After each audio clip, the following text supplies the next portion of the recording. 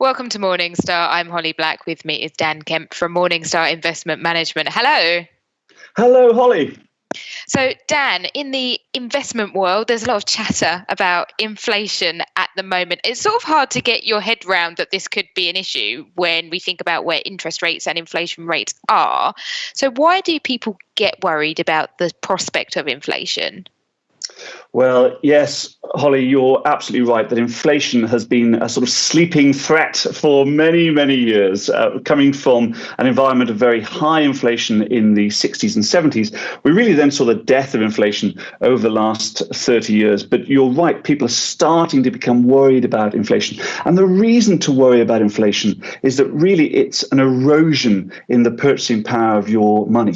So if you have money that's saved, then if you have high inflation, then the value of what you can purchase with that money is steadily declining. So that's a big risk for savers. It's a big risk for investors. And it's particularly come to light over the last year or so.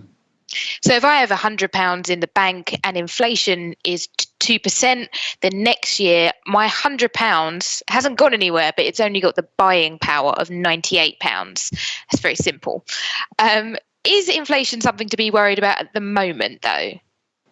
Well, people are becoming much more worried about inflation at the moment, and the reason for that is really twofold. The first is that we've had these very low interest rates over the course of the pandemic, and when you tend to have low interest rates, that increases the risk of inflation. But at the same time, we've had an incredible amount of government spending, not just in the UK, but around the world, as governments have sought to combat the impact of the pandemic. And as that government spending continues, people are becoming concerned that the influx of government spending, the spending that might be unleashed as people are able to go back to the shops and out to restaurants and things, alongside those low interest rates, will lead to much higher inflation, which, of course, as you said, is bad news for investors. And so that's why this is coming to the fore at the moment. But there's many things to think about with inflation. The first is that typically measures of inflation are backward looking.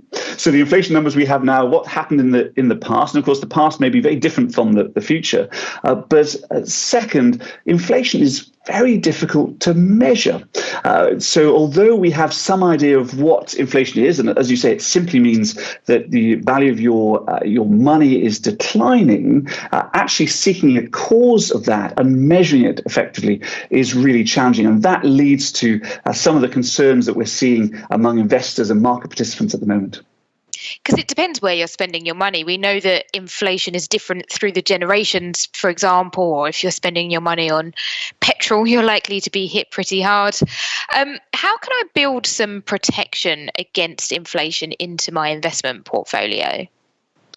Well, the first thing to think about is that if people are already worried about inflation, it's likely to be in the price of most assets already. And so we've seen that particularly in the change in the price of inflation-linked government bonds over the last year. So these are bonds where your return is not just linked to the underlying interest rate that's paid by the government, but also to the rate of inflation. And they're very popular amongst people who are looking to protect their portfolios from inflation. And we've seen the implied inflation rate in those bonds rise quite strongly over the last year, since they reached the depths, the nadir, at the peak of the pandemic about a year ago.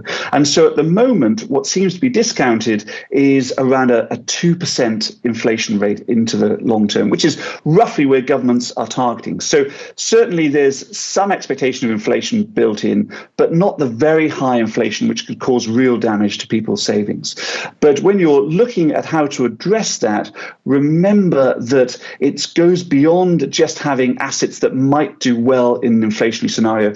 It's about having a balance in your portfolio, because you might have higher than expected inflation, but equally, inflation has to be perpetuated year on year for it to build. And so you might just have a one-off increase in prices that then disappears. And so actually we get to much lower inflation rates further out. So don't focus your portfolio on any one particular outcome. Make sure that you have a spread of assets, some of which will do well in a higher inflationary scenario, and some of which will do better if we have lower inflation going forward. Dan, thank you so much for your time. For Morningstar, I'm Holly Black.